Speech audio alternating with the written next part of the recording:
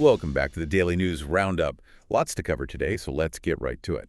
Let's start with, some unexpected diplomacy, I guess you could say. Russia and the U.S. just held these, surprise talks in Saudi Arabia. Surprise is right. No one saw this coming. Yeah, very hush-hush. Focused on, they say finding a way to end the war in Ukraine. Any signs of progress? It's early, but both sides agreed to, at least to set up negotiating teams.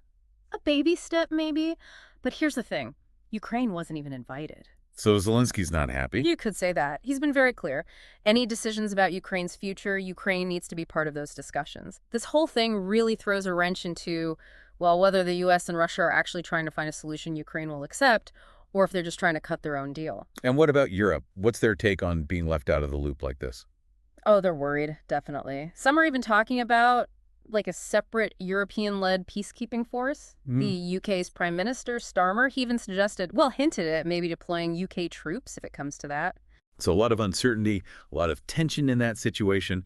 Turning now to, something a little closer to home. Germany's got an election coming up, and, immigration is a big topic. It's really front and center, especially after those attacks in German cities, the ones where asylum seekers were suspects. The most recent one in Munich, the mother and toddler who were killed. Tragic. Yeah. And it's feeding into this, really complicated debate, very emotional debate. Yeah, for sure. I mean, on one hand, you've got people like Alia. She's a Syrian refugee. She's featured in our correspondent, came to Germany 10 years ago. Her story and her son Rami's, they've done really well, integrated into society. Germany's giving them a lot of opportunity. But on the other side, there's a lot of fear. People are worried about security, radicalization. And it's not just, everyday folks. Political parties are all over this issue. Some, like the AfD party, they're on the right. They're pushing for stricter border control, faster deportations. But then you have the left-leaning parties. They're more focused on making the asylum process smoother, promoting social integration, that kind of thing. it's a real powder keg, this issue. It's going to have a major impact on the election. Oh, absolutely. No question. Okay, shifting gears a bit now. There's some news out of the Vatican. Pope Francis, he's been hospitalized in Rome. He's 88, right? Yeah. And he's got pneumonia, both lungs. This isn't his first health scare either. At that age, it's got to be concerning. Well, they're saying his condition is complex, but that he's, in good spirits. But he was hospitalized last year for bronchitis, so you do have to wonder. I mean, he had part of a lung removed when he was younger, so his breathing's not great. Could be more susceptible to infections. Especially at his age. Hopefully he makes a full recovery. Yeah. Speaking of, recoveries, some incredible news out of Toronto. A Delta Airlines flight crash-landed, flipped over. Amazingly, everyone survived. 80 passengers, crew, everyone. Wow. What happened? Well, it was a rough landing. Plane skidded, flipped over, caught fire. People were hanging upside down in their seats. Terrifying. Any word on what caused it? Still under investigation. But they've ruled out strong winds and ice, even though the airport had some weather-related delays the past few days. That's a miracle. All right, now for some news from the Middle East. Sounds like there might be some movement in the Israel-Hamas conflict. Could be. Hamas says they're going to release the bodies of 4 hostages, including the Bibas family, that's Shiri, and her 2 kids, Kefir and Ariel. They were taken during that Hamas attack on Israel last October. Just awful. Such a tragedy. Hamas says they were killed by Israeli bombs, but Israel hasn't confirmed that yet. But along with those bodies, they're also going to release 6 living hostages on Saturday. What did Israel agree to do? They're releasing all the women and anyone under 19 who were arrested after the attack last October. And they're going to let equipment into Gaza to help with clearing the rubble. It's a start, I guess. Hopefully this leads to something more lasting. We can hope. Now, for a story out of Pakistan, a real tragedy. 13-year-old maid, they say she was tortured by the people she worked for. Yeah, her name was Ikra, and the couple who employed her, they accused her of stealing chocolates. Can you believe that? Anyway, they're in custody now, along with a Quran teacher. Apparently he was the one who took her to the hospital, but lied about who her family was. It's a horrific story, and unfortunately it happens more often than people think. This poor girl. All right, on to something a bit different. Japan just made a major policy shift. They're going all in on nuclear energy. Huge change, especially after Fukushima. Right. What's behind this? Well, they've got this new energy plan. They want nuclear to make up 20% of their grid by 2040, which is, it's more than double what it is now. It's ambitious, especially given the risks involved. Yeah, and they're facing a lot of pushback. Environmental groups and just regular people, they're worried about safety. Understandably so. Yeah. After what happened at Fukushima, who wouldn't be? It's a tricky balance, trying to meet energy needs while also addressing these, well, very real safety concerns. Exactly. Okay, now to Argentina, where their president, Javier Milei, is in a bit of hot water over, well, cryptocurrency. Oh, what happened? So there's this cryptocurrency, Libra. It crashed big time. And Milei is being accused of promoting it. It surged in value, then plummeted, and people lost a lot of money. So did he, like, tell people to buy it? Well, he says he just shared information, didn't endorse it. He even compared investing in cryptocurrency to gambling, buyer beware kind of thing. Right. But I bet those who lost money don't see it that way. Nope. And now some of the opposition politicians are calling for him to be impeached. Really? Yeah, but it's probably not going to go anywhere. And lastly, for a slightly lighter note, New Zealand's got this new tourism slogan, and it's not landing well. It's everyone must go. Everyone must go. What were they thinking?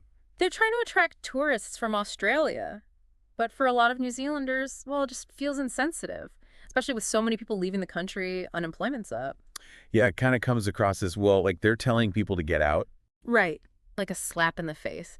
So even though it was probably meant to be funny, it's really highlighted some of the struggles New Zealand's facing right now. Sometimes you just gotta laugh, right? Sometimes. It definitely has. Speaking of, well, messages that maybe didn't quite hit the mark, President Trump's latest pick for a pretty important diplomatic role is raising eyebrows. You mean Steve Witkoff, the billionaire real estate guy? He's Trump's new Middle East envoy. Yeah, him. Not exactly, your typical It's not an diplomat. experience, right? That's right. But he has been busy behind the scenes. You have to give him that. He was pretty instrumental in those U.S.-Russia prisoner swap talks and the Israel-Hamas ceasefire negotiations. So Trump's basically using a businessman to, like, handle these global crises. Seems that way. He's counting on Witkoff's deal-making skills. It's a gamble, though. Right. And the Western allies, well, they're not thrilled. They're worried about being left out of the loop. Especially when the guy calling the shots is so close to Trump. Exactly. It's a bold move, that's for sure. We'll have to see how it plays out. From controversial appointments to, well, tragedy. There was a horrible bus crash in Bolivia. At least 30 people were killed. Terrible. It happened in the mountains. Bus went off the road into a ravine. Really highlights the dangers of driving in that region. They desperately need better safety measures. It makes that plane crash in Toronto seem even more miraculous. Everyone walked away from that. Shifting gears again, the FAA is under fire. They fired hundreds of employees. Why? Well, it's all about cost cutting. The Trump administration wants to save money. But the PASAS union, they're the ones who represent the FAA workers, they're furious. They say this is going to make the staffing shortage even worse, which could put aviation safety at risk. Especially after that mid-air collision near D.C. a few weeks ago. People are already worried about safety. Exactly. Not a good look. Okay, let's go back to some of those stories we talked about earlier. Starting with, well, the fallout from those U.S.-Russia talks on Ukraine. Right. Zelensky wasn't too happy about being excluded. And that's got Europe really worried. What if the U.S. and Russia make a deal that leaves Ukraine out in the cold? They're right to be concerned. This war is on their doorstep. It affects their security, too. Absolutely. And now there's talk of Europe putting together its own peacekeeping force. But that's easier said than done. Getting all the European countries to agree on sending troops and what their mission would be, it's a logistical nightmare. Yeah, it's complicated. And speaking of complicated, let's talk about that article in the Our Correspondent, the one about immigration in Germany. Right. It really captured the different sides of the issue. You've got people like Alia and her son. They're thriving in Germany. They're proof that integration can work. But then you have this fear, this anxiety about culture changing, about security threats. And that fear is getting amplified, by politicians, by the media. It's dividing people, those who see immigration as a good thing and those who don't. And that division isn't going away anytime soon. It's going to have a huge impact on Germany's future. And lastly, that Japan nuclear story. It's a big deal. Yeah, it is. Especially after Fukushima. I mean, that disaster still looms large. It's hard to believe it's been that long. But people haven't forgotten, and they're scared. Turning back to nuclear power is, well, it's a risky move. There's a lot of opposition. People want the government to focus on renewables, not on a technology that could lead to another disaster. It's a tough call. They need energy, but they also need to keep people safe. We'll have to wait and see how this all plays out. Yeah, it's a decision with, global consequences. And that brings us to the end of another Daily News Roundup. Thanks for tuning in. We'll be back tomorrow with more news from around the world. See you then. Take care.